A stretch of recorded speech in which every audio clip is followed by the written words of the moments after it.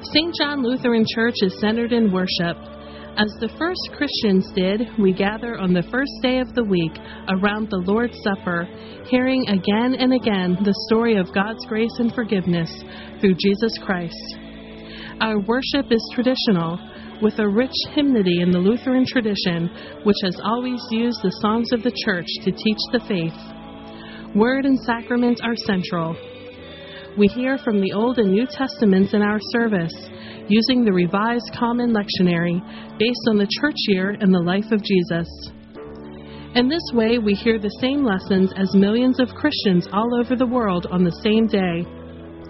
We baptize in the name of the Father, the Son, and the Holy Spirit. We carry this liturgical focus into other life events, such as funerals and even weddings. Of course, not all of our members were born and raised Lutherans, so Pastor Weaver asked some members how the transition was for them. We often hear that the Lutheran Church is too formal for outsiders to appreciate the worship. Pastor Weaver found that this assumption is oftentimes not the case. It was drastically different from the Presbyterian service that I was used to. I remember thinking at first that this is a lot like the Catholic Church, which I attended a few times, weddings and funerals and things like that.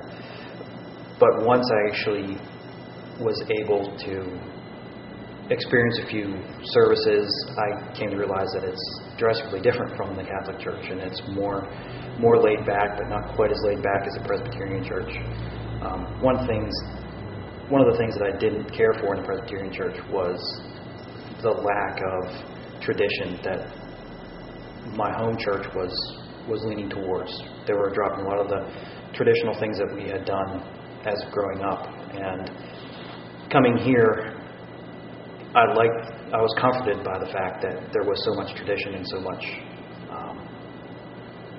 of the same thing week after week that you'd come to expect. Okay, this is what we do now. This is what we do.